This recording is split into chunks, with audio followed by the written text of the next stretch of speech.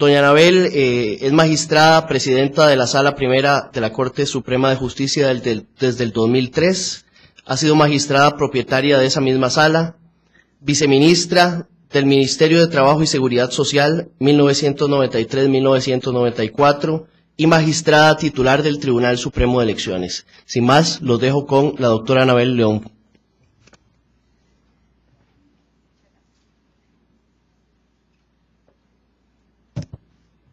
Bueno, muy buenas tardes.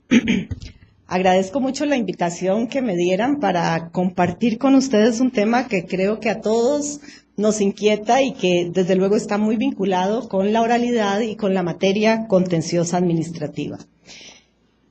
Para definir, y desde luego que yo voy a adelantar mi teoría del caso, diciéndoles que yo abogo por la sentencia escrita. Y creo que la sentencia debe de ser escrita, pero más que una imposición de criterios, lo que quiero es fundamentar y decir por qué lo he creído, por qué lo he defendido y por qué de alguna forma se permitió el debate en la Corte con algún resultado bastante positivo a mi juicio. Lo primero que tenemos que pensar es quiénes son nuestros usuarios, quiénes son los usuarios del sector justicia. En primer término tenemos a las partes del proceso, pero resulta que las partes no siempre son empresas, empresarios, instituciones públicas, municipalidades o el Estado.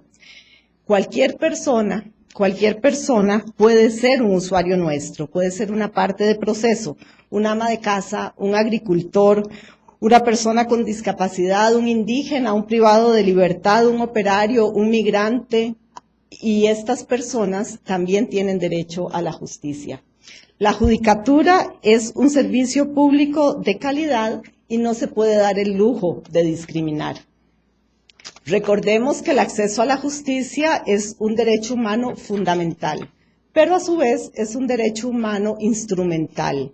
Es el mecanismo a través del cual logramos obtener la tutela judicial efectiva frente al quebranto o irrespeto de cualquier derecho. Pero la realidad es distinta. La realidad nos enseña que hay muchas barreras económicas, educativas, físicas, tecnológicas, que nos impiden tener ese acceso, esa garantía de acceso en condiciones de igualdad. Y precisamente en este concepto de tecnología es donde quiero centrar el enfoque de por qué la sentencia escrita. La sentencia no tiene que dejar de ser oral. En realidad lo que se requiere es que tenga un respaldo escrito, que puede ser digital o que puede ser un documento físico. En realidad, si nos preguntamos ¿qué es más accesible para estos usuarios y usuarias? Un documento que se lo puede llevar, que lo puede transportar, o un CD o un DVD, donde a lo mejor en su casa y en toda la redonda de su barrio no hay una computadora, y si la hay, a lo mejor no tiene el programa para que pueda ser escuchada. No vamos a ignorar que la brecha digital es mucho mayor que la escritura. Y desde luego también el lenguaje juega un papel importante, porque muchas veces usamos un lenguaje innecesariamente técnico y complicado que hace que nuestros fallos, que nuestras decisiones sean incomprensibles, olvidándonos de que el verdadero destinatario está detrás del abogado que lo representa. Y llegamos también a un extremo en donde resulta que tenemos materias de contenido social donde no requieren patrocinio letrado, pero sí tiene que tener computadora con un programa especial para entender la sentencia que le resolvió el caso. También tenemos otra clase de usuarios, abogados litigantes, académicos nacionales e internacionales, estudiantes, también tenemos conexión con otros países y también la ciudadanía dentro de nuestro Estado de Derecho puede ejercer un control ciudadano sobre nuestros fallos. Cada uno de estos usuarios, por motivos diferentes, va a tener interés en conocer no solo el fallo concreto en el que por alguna vía pudo haber participado, sino también la línea jurisprudencial que va de la mano de la necesidad de que la sentencia tenga este respaldo. Les comento rápidamente algunos casos reales. En las medidas cautelares, cuando la Sala Primera fue parte del Tribunal o ejerció como tribunal de apelaciones, y aquí hay compañeros que fueron letrados en esa época, saben que efectivamente se digitalizaba la sentencia, se escribía, aunque fuera de medida cautelar. Pero cuando llegábamos a la audiencia, aquí está también una compañera magistrada y sabe que así era, estaban todas las partes con un documento porque habían digitalizado la sentencia. Nadie se atrevía a recurrir y nadie se atrevía a ir a la audiencia si no tenía la sentencia escrita. Les cuento otro caso. En el caso Parmenio, una de las partes que había sido acusada penalmente queda libre, demanda al Estado, obtiene un fallo. Decide ir a la Corte Internacional, a la Corte Interamericana, perdón. Y de Relaciones Exteriores me piden que les mande las sentencias. Y yo mandé un CD dicen que ahí va la sentencia del tribunal. Yo no puedo dar garantía de eso. Yo no puedo dar garantía de que así fue. Y le adjunto la escrita certificada que es de la sala, ¿verdad? Otro caso. Me correspondió dirigir, la verdad que con mucha satisfacción, el primer juzgado oral electrónico, juzgado de pensiones alimentarias, imprimamos celeridad, reduzcamos tiempos, corramos. Y en una de las visitas, que fueron muchas, en la casa del frente pusieron café internet, se digitalizan sentencias a 600 colones la hoja. Entré a pedir el servicio para saber en qué consistía y me dijeron, es que ahí les dan un CD y como no tienen computadora, entonces aquí se las estamos digitalizando. Esos son nuestros usuarios. Y en lo contencioso también, en lo contencioso llega gente de todo el país y se concentra en San José. Bueno, resulta que en materia penal todavía el asunto es más dramático. En unas medidas cautelares de un asunto de la Carpio, 23 menores de edad tuvieron que estar sentados escuchando una sentencia que duró horas porque era oral y no se podía mover. Otro imputado que además se está jugando su libertad, que sabe que de ahí, si es que está entendiendo, sale esposado. Y resulta que esa persona tiene que estar 8 horas escuchando una sentencia y en el video se ve, perdonen la expresión, donde se orina porque no lo dejaron salir porque la sentencia no se interrumpe, ¿verdad? Entonces, son casos extremos, pero que nos ponen en evidencia que toda posición extrema cae en irracionalidad. Los centros penitenciarios de este país son 17, solo 3 tienen computadoras con el programa para poder ver el DVD o el CD, y resulta que entonces este privado de libertad sale esposado, sale a un centro, el defensor le lleva el disquito 8 días después, tiene 15 para casación, cuando pide le dicen haga fila porque hay otros y solo tiene 1 hora para usar la computadora y la sentencia dura 8. Y además no sabe usarla y qué pena porque aquí nadie le va a dar clases. Entonces, al final la sentencia se anuló con un costo país importante, porque evidentemente en el caso de los privados de libertad o en materia penal tienen derecho a un ejercicio material de la defensa que es distinto a la defensa técnica que ejerce el defensor. Entonces, no vamos a tapar el sol con un dedo, no es lo mismo para ese privado de libertad ir con su documento y sentarse con todos sus nuevos compañeros a tachar, a ver y a encontrar. Y de eso lo priva la sentencia oral. Ahora, yo quisiera que viéramos el planteamiento con objetividad, porque normalmente cuando uno cuestiona los cambios, se le acusa de resistencia al cambio. Y se le acusa de que es un ataque a la oralidad y que no se quiere y que hay un arraigo a la escritura y que la comodidad del escritorio. Y yo creo que si también nos vamos a este otro extremo, caemos en el mismo riesgo. Entonces, haciendo abstracción de cualquier posición extrema, solo lancemos la pregunta: ¿qué satisface mejor las necesidades de los usuarios? Pensando en usuarios en todos estos colectivos variados, no en el abogado, que además de abogado puedes haber sacado una licenciatura, en informática y le resulte más cómodo. En general, ¿a quién le satisface más? Veámoslo desde 2 ángulos. Uno, la sentencia, otra, la jurisprudencia. La sentencia, solo para ubicar como el acto de culminación de la potestad jurisdiccional que viene a solucionar la controversia, que viene a recoger todas las etapas previas que además estaban orientadas a ella. Y se decía hace un buen rato, un juez no defiende la sentencia se vale por sí misma, la sentencia se legitima. Bueno, efectivamente, la sentencia, entre otros elementos de legitimación, utiliza la jurisprudencia, que es distinto al corte y pegue. Usa la jurisprudencia como una línea de orientación a la solución al caso. Y luego, la sentencia, por mandato constitucional, tiene que ser fundamentada. Y la fundamentación va de la mano del debido proceso, va de la mano del derecho de defensa, y resulta que además la fundamentación es la base del agravio, es la base del fallo de segunda instancia, y desde luego también que es la base del fallo de casación. Entonces, pensemos si eventualmente esto, que además lo hice con mucho cariño y lo hice para hoy, en lugar de estar aquí con un apoyo, de repente hubiera dicho, es oral y no puedo ver nada y esto no existe, y empiezo un poco. Yo creo que la línea de fundamentación y la línea de explicación se pierde. Y yo creo también que cuando uno escribe, se devuelve y borra y quita. Cuando uno habla, pasa la vergüenza de que dijo mal una palabra porque no la puede borrar, ¿verdad? Entonces, sí es cierto que la fundamentación es muy importante, y ojo que es distinto a la decisión. A mí no me cabe duda de que después de una audiencia, el juez o el tribunal que estuvo presidiendo puede saber quién tiene la razón. Eso es la decisión, ese es el por tanto.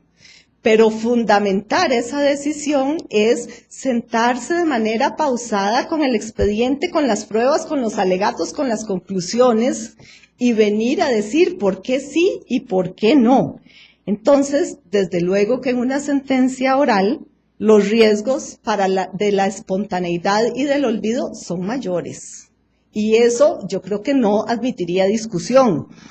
La construcción verbal no siempre es comprensible. De repente uno está hablando y se equivoca y trata, y más bien se devuelve en su propio error. Y ni que me digan cuando hay una dificultad mayor dificultad en la fundamentación cuando el órgano es colegiado. ¿Y por qué? Porque aquí un poquito hace un momentito comentábamos que cuando la sentencia era oral y el compañero estaba exponiendo lo que había sido objeto de deliberación, si decía más o si decía menos, se le pasaba un codazo o un papelito para que corrigiera. Bueno, eso se hace en los proyectos de los órganos colegiados escritos, tratando de buscar el mejor resultado y la mejor forma de comunicación. En la sentencia escrita, el juez puede meditar, puede valorar, puede precisar, elabora un cuadro fáctico, que aquí se habló de la importancia del cuadro fáctico. Recuerden cómo se decía, deme los hechos que yo le pongo el derecho. Bueno, el cuadro fáctico es fundamental, y mentira que se puede retener en la memoria el detalle que puede marcar la diferencia de una prueba, de un testigo, de la exposición de un perito. Entonces, sí es cierto que el cuadro fáctico impone el dominio de la prueba, que difícilmente lo vamos a retener. Permite compartir, discutir y enriquecer la fundamentación del fallo, que ya vimos su raigambre constitucional. Permite analizar y precisar los puntos debatidos más tranquilamente, y esto hace que disminuyan los riesgos de improvisación, olvido, espontaneidad. En la sala, y aquí está mi compañera doña Carmen María, sabe que nosotros pasamos el proyecto, lo tachamos, lo devolvemos, lo volvemos a hacer, le quitamos, le ponemos. En la oralidad se dijo y se dijo, ¿verdad? Ahora, se ha dicho que si pasamos a una sentencia escrita, los plazos se van a perder. No es cierto. El plazo lo dispone la ley, la sanción por no respetar el plazo en el dictado de una sentencia lo dispone la ley, no lo dispone el CD, ni la oralidad, ni el papel, ni la computadora. Entonces, no es cierto que esto vaya a incidir en la celeridad que ustedes, con gran esfuerzo, han contribuido, cada cual desde su campo, a que la sentencia salga en tiempo. La notificación. Resulta que la jurisdicción contenciosa está radicada en San José y comprende todo el país. Y también aquí, comentaba en la compañera, una señora vino de Punta Arenas a una audiencia solo para oír la sentencia. Y no trajo abogado y no trajo CD. Y la señora se fue para Punta Arenas sin saber cómo se había resuelto su caso, ¿verdad? Entonces, también hay que entender que la notificación y el tiempo de entrega en la sentencia oral obliga, en algunos casos, a una audiencia posterior. Esto significa un mayor costo, desplazamiento de las partes, honorarios del abogado, agregaría indefensión, como en este caso que contaban, para las partes, el uso de una sala desplazando las audiencias, que sabemos que hay limitaciones de espacio, también apoyo del personal, del equipo auxiliar y también profesional, requiere que la parte lleve el CD o el DVD y no siempre se puede entregar en el acto. Y les puedo decir que en la sala recibimos quejas de abogados que dicen, tengo 3 días, el plazo me está corriendo y no me han podido entregar la sentencia, porque a lo mejor tuvo algún problema técnico. La sentencia escrita, por el contrario, no requiere de una segunda audiencia, no requiere del desplazamiento y costo adicional para las partes, tampoco del recurso humano y técnico de la institución, puede ser enviada por fax o por correo y también da una seguridad a las partes en el cómputo de los plazos, a partir del momento que se reciba o al día siguiente si fue por fax. Los recursos. Para los abogados litigantes y para quienes están en tribunales de segunda instancia, saben que la sentencia oral termina siendo digitalizada. Y saben también que lo necesitan para comprender lo que se dijo, porque se pierde, porque no es lo mismo leer que escuchar. Los litigantes necesitan fundamentar sus agravios y los jueces de la instancia superior también, incluyendo la casación, para comprenderla. Y en la sala, quien está digitalizando las sentencias es un letrado. Y esto tiene una incidencia en el apoyo que se requiere, ¿verdad? Y tiene un costo porque es una mano de obra profesional. Entonces, al final, no lo veamos como de que gané un día o 2. Al final, no puedo ganar más que los días que me da el código para dictarla. No digamos, es que ya me quité el asunto de encima. No, veámoslo integralmente. ¿Cuál es el costo país? ¿Cuál es el costo país para las partes, para los abogados, para la apelación, para la casación? ¿Cuál es el costo de lo que podría hacer una persona? Y con la sentencia oral tenemos entonces a varias personas que están haciendo igual, que están haciendo un poco más de lo mismo. Y el uso posterior de la sentencia. Bueno, ya les conté el caso del caso de Parmenio. Iba para el extranjero y yo no sé qué va a pasar. Yo no sé qué va a pasar, pero lo que se fue una sentencia oral.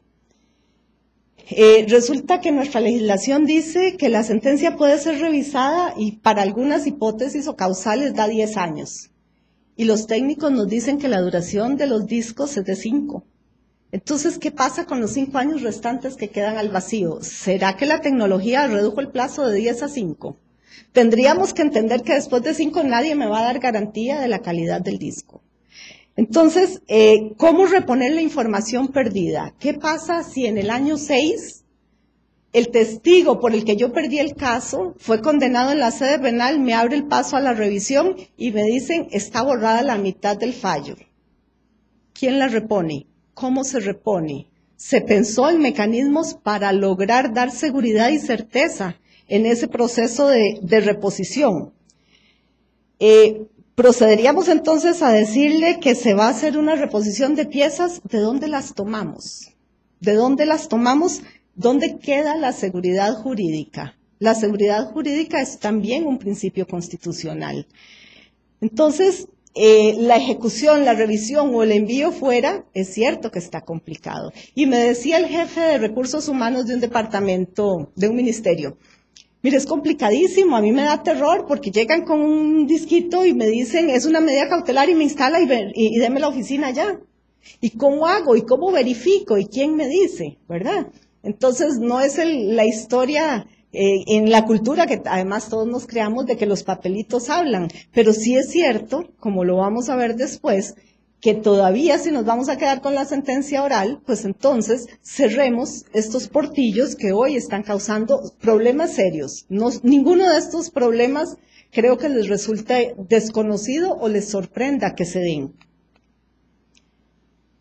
Los proyectos de ley. Hay una orientación importante. Lo primero que tenemos que decir es que en el CPECA, como le decimos al Código Procesal Contencioso Administrativo, en el CPECA no hay ninguna norma que diga que la sentencia tiene que ser oral.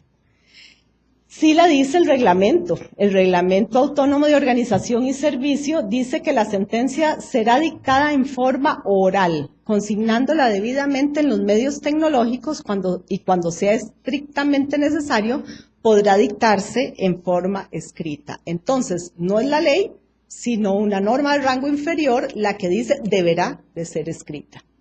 La reforma lo que está proponiendo, es la reforma al artículo 111 en su párrafo primero, es que de ser posible se emitirá oralmente en ese acto y para tal efecto podrá ordenar un receso. La sentencia dictada oralmente se deberá digitar y se entregará a las partes una reproducción en el acto de la notificación. Esto lo recoge la Asamblea Legislativa producto de la experiencia de los abogados litigantes. El Código Procesal Civil también va en una orientación de que la sentencia dictada oralmente se deberá digitar y se entregará a las partes una reproducción en el acto de la notificación. Uno u otro se copió, yo no sé. La reforma procesal laboral también nos dice que en ese mismo acto, hora y fecha dentro de los 5 días siguientes para la incorporación al expediente y se entregará a las partes el texto integral del fallo, ¿verdad? Y en el procesal agrario me surgió una duda y por eso no está incluido, que no pude aclarar antes, pero también en lo que hemos conversado entendemos que el procesal agrario viene con la propuesta de la sentencia escrita. Entonces hay una corriente legislativa importante que viene de alguna forma a decir cómo se hacen o cómo se dictan las sentencias, a pesar de que, repito, el legislador no dijo en el CPECA que la sentencia tenía que ser oral. Y la posición de los abogados litigantes. Bueno, no sabemos el colegio en concreto como colegio que estaría pensando y entendemos además que cubre muchas otras jurisdicciones. Pero sí sabemos que la Comisión Civil, cuando estuvimos aquí negociando la propuesta de redacción del Código Procesal Civil, abogó porque la sentencia fuera escrita, o que tuviera ese respaldo escrito. Cuando en octubre del 2011 se hizo una encerrona importante, aquí hay varios jueces que participaron, también abogados litigantes, para evaluar el código y se les pidió que llenaran una hoja haciendo observaciones y fue unánime la posición de decir que la sentencia oral era un retroceso en la comprensión del fallo y que generaba para todos un trabajo adicional que antes hacía el Poder Judicial y que hoy muchos lo están haciendo. En Corte Plena debatimos aproximadamente 6 sesiones. El tema no fue pacífico. Sobre todo los compañeros de la materia penal abogan en mucho porque se mantenga la sentencia oral. También algunos compañeros de otras materias dicen, definitivamente no podemos cerrarle la puerta a la sentencia oral. Entonces, tratando de buscar líneas de encuentro, la Corte toma un acuerdo importante donde dice la sentencia debe tener respaldo escrito cuando el asunto sea complejo y cada sala le toca definir qué se entiende por complejo. Cuando hay multiplicidad de partes, cuando lo pide alguna parte por una circunstancia particular. Pero recuerden que además esta última que les leo tiene respaldo en la ley de notificaciones, donde se dice que cuando la persona tiene alguna discapacidad, tiene derecho a pedir que la sentencia se le entregue por un medio comprensible para esta persona. Y yo me permitiría agregar, que no está en el acuerdo de corte, que también sería importante que se exigiera que la sentencia fuera escrita en los casos en que el tema es novedoso, donde hay un cambio jurisprudencial, donde tiene algún valor histórico, científico o político. Les pongo un ejemplo, el caso Cruzitas a nivel de tribunal fue oral. Fue oral con 170 y resto de sentencias. Entonces, en este caso y en muchos otros, lo que vemos en la audiencia es al juez leyendo el fallo. O sea, oralizando lo que antes escribió. Y entonces esto, de alguna suerte, tampoco es la oralidad pura que a ultranza se hubiera querido defender, pero tampoco cuando se terminan de leer 200 páginas y la parte o la sala les pide, démela porque me va a evitar digitalizarla. ¿Y qué importa? Yo asumo el riesgo de si hay una diferencia entre esto o aquello, y porque además es más fácil cotejar oyendo y leyendo que oyendo y digitando. Y la respuesta de algunos compañeros jueces es no, porque la sentencia es oral. Entonces esto ha venido realmente a complicar. ¿Cuál ha sido la posición de la sala y por qué está pendiente y por qué no lo ha llevado a la Corte Plena si además quien hoy les habla fue quien promovió que esto se hiciera y es la sala que no ha cumplido? Bueno, en la sala estamos divididos. Doña Carmen Escoto, don Román Solís y yo somos de la tesis de que toda sentencia, por lo que ya vimos, debe ser escrita. Don Óscar González, don Luis Guillermo Rivas considera que no toda sentencia, no se cierran al respaldo, pero que no toda sentencia y que no le cerremos las puertas a la sentencia oral. El atraso, bueno, empezamos un poco a buscar que fueran los propios jueces quienes nos dijeran qué consideraban que debería de ser escrito y qué no. Llegamos a puntos prácticamente de encuentro, pero en eso surgió que había unas reformas que lamentablemente, al igual que el procesal civil, el laboral y el agrario, no han tenido mucho éxito en la Asamblea. Y en estas propuestas de reformas, entre otras cosas, las ejecuciones de sentencia, que es uno de los puntos donde no hemos encontrado un consenso de los jueces, 2 jueces dictan oral y una jueza dicta escrito, iban a pasar al Tribunal de Apelaciones. Entonces nos pareció que para qué íbamos a terminar, a tomar una decisión si se veía muy próxima la reforma. Entonces nos quedaba pendiente las ejecuciones. Los compañeros del Tribunal de Apelaciones dicen, si a nosotros nos ponen la sentencia oral en medidas cautelares, colapsamos. Es impensable. Bueno, consideramos en la sala los 3 que abogamos por la escritura, que de repente tienen razón y que la medida cautelar es temporal y que no está creando estado, pero también hay algo. Y la línea jurisprudencial, ahí se agota la medida cautelar. Entonces, ¿cuál línea jurisprudencial se sigue? Y entonces llegamos a un acuerdo donde ellos, los jueces, facilitarían a los técnicos del digesto una síntesis de los elementos de hecho y de derecho que consideran importantes, y eso sería lo que se estaría divulgando. Ahora, ¿a dónde, si les interesa el fallo completo, a dónde lo consiguen? Yo no sé, algunos lo encuentran en el expediente, otros en el archivo del juzgado, otros en el digesto y otros, como yo, no sabemos. Entonces, también hay que tener claro que no es solo que lo colgué en la página, es que colgué un resumen, un descriptor, un restrictor, pero no tengo cómo accesar a la pieza final, ¿verdad? Entonces, esta especie de oscurantismo, por decirlo de alguna forma, contrario a los principios por los que aboga el Poder Judicial de transparencia, de rendición de cuentas y tal, resulta que en lo contencioso, justamente la justicia que vela por la conducta administrativa, esto no lo estamos cumpliendo con la sentencia oral. Entonces, les decía al inicio que tenía dos enfoques. El por qué la sentencia para las partes y para el resto de usuarios del sistema de justicia era importante. Pero el cúmulo de las sentencias nos lleva a la jurisprudencia. Los jueces usamos con frecuencia antecedentes jurisprudenciales para legitimar el fallo, para evitar en la sala de casación contradicciones de las que no estamos exentas, para fundamentar eventualmente un cambio de criterio sobre una línea que se haya venido sosteniendo. Y también sabemos de la importancia del análisis doctrinario, donde la dogmática de una u otra forma incide en la manera en que se resuelven las controversias y también el material que genera la jurisprudencia para efectos de la doctrina. La jurisprudencia dentro de nuestro ordenamiento jurídico es integradora del ordenamiento. Y también el control ciudadano sobre la justicia, a saber cómo interpreta el juez, qué está pasando con el juez.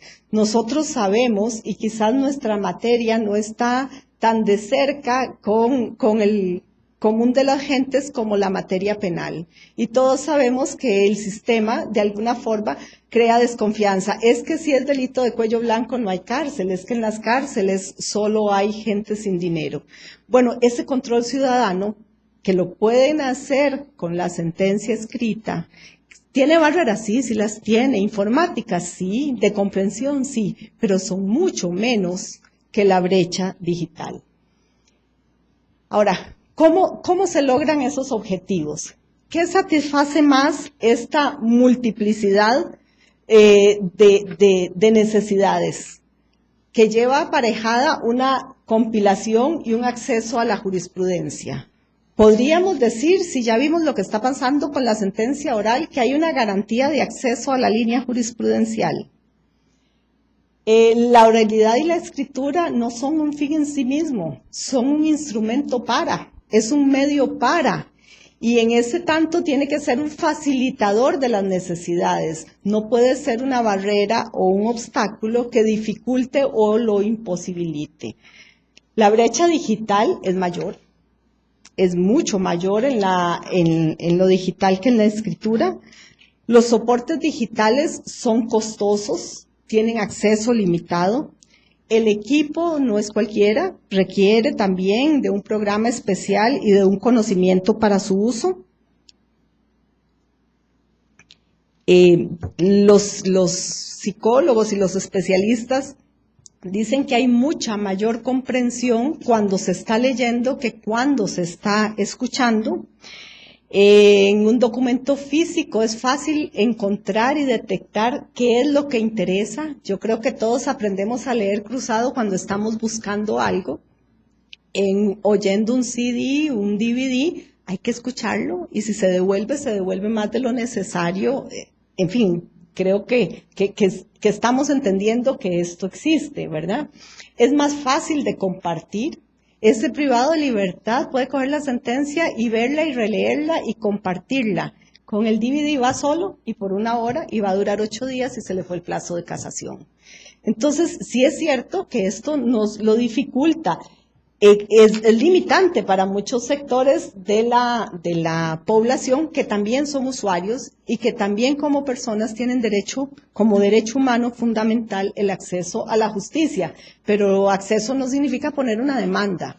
Acceso significa tener la posibilidad, entre otras, de comprender la forma y los por qué le resolvieron de esa manera. En la sentencia oral, ¿verdad? El acceso es solo en la base de datos del Poder Judicial. Su acceso es limitado. No hay criterios de clasificación. Hay dificultades operativas. Tiene una incidencia en la celeridad y en la eficacia de la búsqueda y no es compatible para la población sorda, que también tiene derecho a acceso a la justicia.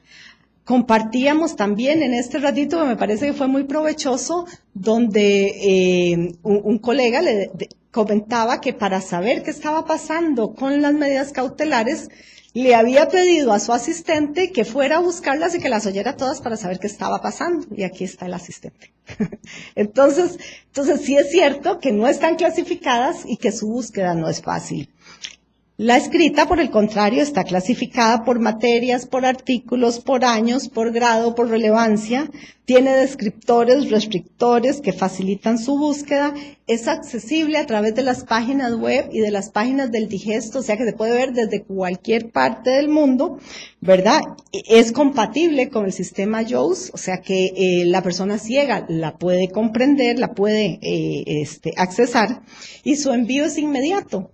Si de repente un litigante está fuera del país y quiere saber cómo salió el caso, si la sentencia fuera escrita, le mandan un correo y la recibió en segundos. Pero si la sentencia es oral, les aseguro, primero, que no la va a poder pasar porque es muy pesado. Segundo, que si la logra pasar, no la va a poder abrir, probablemente. Entonces, sí es cierto que el flujo de la información también se ve amenazado. La capacidad de almacenamiento. En la sentencia oral no hay equipos y procesos para recopilarla. No hay una garantía de almacenamiento. Esto incide obviamente en lo que venimos hablando de la clasificación, publicación, divulgación, recuperación de la información de una manera ágil, segura y confiable. Los archivos son muy pesados, requieren programas especiales. Además, tienen riesgos adicionales. Esta sentencia dentro de un expediente escrita se echó a perder y se reponen piezas jalando un archivito de la computadora. Una sentencia oral se echó a perder y yo todavía no sé cómo se repondría, ¿verdad? Entonces, es cierto que hay problemas, la vida útil es bastante menor. En la escrita, por el contrario, la capacidad de almacenamiento es ilimitada. Se facilita la recopilación, es un archivo liviano por correo, por llave malla, por cualquier otra forma, y su vida útil es permanente. Es la historia del proceso, es la historia de la jurisprudencia, es la historia de los fallos, que no lo tenemos con las sentencias orales. La calidad del medio. El equipo en general puede presentar defectos técnicos y yo creo que a todos nos ha pasado. Yo creo que todos hemos tenido problemas en alguna ocasión de querer oír un CD y no se pudo y no se logró, ¿verdad? Entonces tiene una incidencia bastante negativa en la grabación, que en algunas ocasiones es incompleta, y ese pedazo hace que la sentencia sea nula. Ese pedacito que faltó obliga a anular la sentencia. La reproducción es difícil. ¿Quién dentro de 5 o 6 años va a decir, sí, yo certifico que esa jueza que está ahí y ese tribunal fue el que resolvió? O sea, ¿cómo solucionamos estos casos prácticos? Y también, bueno, en el control de la jurisprudencia. La calidad del medio ha llevado a que el fallo se tenga que repetir, por lo que les comentaba, con perjuicio para todas las partes y para un costo importante para la Administración de Justicia, que cada vez ve más limitado su presupuesto para poder mejorar la calidad del servicio. No es posible reponer una sentencia. ¿Qué le vamos a decir? ¿Reponga qué? Si lo que existe es un disco en blanco, y hemos tenido casos en la sala. Entonces, ¿qué se repone? No, se anula. ¿Y qué se anula si no existe? Entonces, se devuelve para que dicte de nuevo. ¿Y quién garantiza que se va a acordar de lo que dijo y que el fallo va a ser igual y que la inmediación por la que se abogaba no se cumplió porque la audiencia pasó hace no sé cuánto? Entonces, sí es cierto que esto está sucediendo. Que no sea la mayoría de los casos, está bien. Pero si alguno me levanta la mano y dice, a pesar de eso, yo asumo el riesgo, bueno, que lo asuma, pero no lo impongamos, ¿verdad? En otros países, hoy por hoy, todos sabemos que Costa Rica ocupa un lugar de privilegio en todo lo que es su desarrollo jurisdiccional, y sin embargo, hoy por hoy están prácticamente bloqueadas las vías de comunicación en lo que a materia contenciosa, que no sea de la sala, respecta. Y la verdad es que esto es una pena porque este intercambio se ha dado muchas veces, se ha dado a través de redes especiales de países que colaboran y en este caso, por el peso de las grabaciones, no es posible hacerlo. Y el criterio técnico nos dice, señores, no es posible hacerlo. Y les quiero además decir que lo que yo estoy diciendo aquí desde el punto de vista técnico, no lo inventé. Para poder defender mi posición en corte, que afortunadamente tenía los aliados necesarios para ese resultado, ¿verdad? Pedí información, pedí que me dijera el digesto que estaba pasando, que me dijera el archivo judicial que estaba pasando, que me dijera tecnología hasta dónde podíamos llegar. Entonces, cuando les digo aquí el criterio técnico o en diapositivas anteriores decía, porque técnicamente pasa esto, no es porque yo lo pueda determinar, es porque lo puedo comprobar, pero hay quienes con criterio técnico me lo respaldan y me dicen que efectivamente eso está pasando y que no va a pasar de otra manera. La publicidad, bueno, ya lo hemos repetido, en la oral poca o ninguna. Los archivos son pesados, no se pueden enviar, no se puede contrastar y constatar la labor de los jueces. En la escrita, páginas web, digesto, envío por fax, correos, medios electrónicos. El control ciudadano. La Corte aboga por una política institucional de transparencia, de rendición de cuentas, de control ciudadano. Pero resulta que el audio y el video no lo permiten, ¿verdad? El ejemplo, con cariño, respeto y admiración a los compañeros del Tribunal de Apelaciones, sus resoluciones no se conocen. Y no se conocen porque la oralidad, con todo lo que hemos comentado, no lo permite. Entonces hay que dar paso a mecanismos que sí lo cumplan.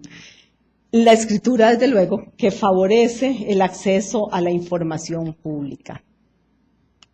La protección de datos. En el Poder Judicial estamos haciendo una inversión importante en recursos humanos y económicos porque la ley nos obliga a anonimizar o despersonalizar las sentencias.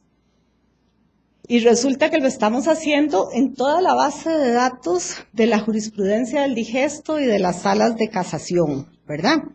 ¿Y cómo se hace? Tachando el nombre y poniendo XX o poniendo nombre ficticio o dejando iniciales, etcétera. Se trata de que la sentencia en sí misma no permita la identidad de la persona. Y aún así el tema ha sido complicado, ¿verdad? Damos garantía además de que quien ingrese a estos medios de búsqueda de información sabe que la sentencia está encriptada, o sea que no se alteró y que si la copia y le hace otras cosas no la puede volver con esas otras cosas a la página, ¿verdad? O sea, hay mecanismos de seguridad en el manejo de esa información.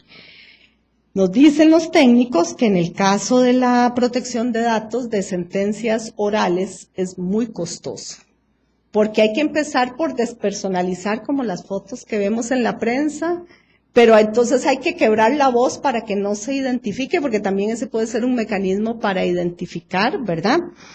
El nivel de vulnerabilidad es mayor. Las redes sociales sabemos que tienen una capacidad impresionante y no habría forma de dar a hoy los mecanismos necesarios para encriptar esa información y dar esa garantía de certeza. Entonces, si se dan cuenta, estamos hablando de dos medios de comunicación, oral, escrito. No estamos en posición de satanizar a ninguno de los dos, pero sí es cierto que en las condiciones del país y del Poder Judicial, de acuerdo al avance tecnológico, yo he sostenido, y lo digo hoy delante de ustedes, no creo que estemos en condiciones de seguir con una sentencia oral. Sí, dentro de unos años la tecnología cambió y ya entonces nos va a parecer obsoleto todo esto, está bien, pero antes demos las garantías de publicidad, de acceso, de certeza, de fluidez. Cuando tengamos todo eso, yo sería la primera en que probablemente aquí venga a decir, hace algunos años dije esto, hoy pienso diferente. Yo no me estoy amarrando a ninguna posición, estoy hablando de una realidad a hoy. Y esta, señoras y señores, es la realidad. Entonces, ya para ir concluyendo, ¿qué medio de comunicación facilita el ejercicio de los derechos de las personas usuarias? Recuerden que usuarios somos todos, jueces, litigantes, académicos, estudiantes y las personas que están detrás de ese expediente.